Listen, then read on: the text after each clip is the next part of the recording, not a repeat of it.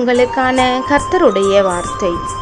கர்த்தர் நித்தமும் உன்னை நடத்தி மகா வறட்சியான காலங்களில் உன் ஆத்துமாவை திருப்தியாக்குவார். ஏசாயா 58 அதிகாரம் 11 இன்று கர்த்தர் உங்களுக்கு கொடுத்த இந்த வசனத்தின்படியே தேவ பிள்ளைகளை, இதை கேட்டுக்கொண்டிருக்கிற உங்களுடைய வாழ்க்கையை தேவன் நித்தமும் நடத்த போகிறார்.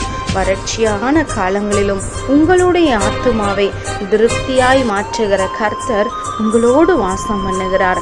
ஆம் தேவ பிள்ளைகளே, ஈசாக்கு விதை விதைத்த போது பஞ்ச காலமாய் இருந்தது. ஆனால் அவனுடைய அறுவடையோ 100 மடங்கு பலனை அவன் பெற்றுக்கொண்டான் என்று பார்க்கிறோம். அது மாத்திரமல்ல, விதவை பெண்ணாய் இருந்ததான ஒரு ஸ்திரீ தன்னுடைய மகனுக்கும் இவளுக்கும் இருந்ததான எண்ணெயும் மாவும் சாப்பிட்டு விட்டு பஞ்ச காலத்தில் அவள் மரித்து போகணும் என்கிற நிலைமையில் இருந்த அவளுடைய ஆத்துமாவையும் தேவன் திருப்தியாய் மாற்றினார் என்று பார்க்கிறோம்.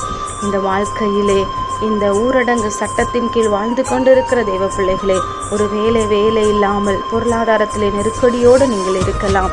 வறட்சியை போல நீங்கள் உங்கள் வாழ்க்கையை கடந்து கொண்டு வரலாம். ஆனால் உங்களுடைய ஆத்துமாவை திருப்தியாக்குகிற கர்த்தர் உங்கள் நடுவிலே உலாவிக் கொண்டிருக்கிறார். நிச்சயமாய் உங்களை திருப்தியாய், ஆசீர்வாதமாய், மேன்மையாய் நித்தமும் உங்களை நடத்த அவர் நல்லவராகவே இருக்கிறார். ஜெபம் செய்வோம். அன்பின் தெய்வமே, இந்த வீடியோவை கேட்டு ஜெபிக்கிற உங்களுடைய பிள்ளைகளோடு நீங்கள் இருக்கிறீங்க. நித்தமும் அவர்கள் நடத்த போறீங்க. எல்லா விதமான ஆண்டவரே, வறட்சியின் நேரத்திலும் தரித்திரத்தின் நேரத்திலும் பிள்ளைகளுக்கு அப்பத்துக்கும் தண்ணீருக்கும் குறைவில்லாமல் அவர்களுடைய ஆத்துமாவை திருப்தியாய் நீங்கள் மாற்றப் போகிறதற்காக ஸ்தோத்திரம். இயேசுவின் நாமத்தில் ஜெபிக்கிறோம் நல்ல பிதாவே, ஆமென். இன்றைக்கு ஜெபம் பண்ணுங்க, வேதம் வாசியுங்க, குடும்ப ஜெபம் பண்ணுங்க.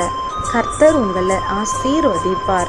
இந்த வீடியோ உங்களுக்கு பிடிச்சிருந்தா லைக் பண்ணுங்க, மற்றவங்களுக்கும் ஷேர் பண்ணுங்க.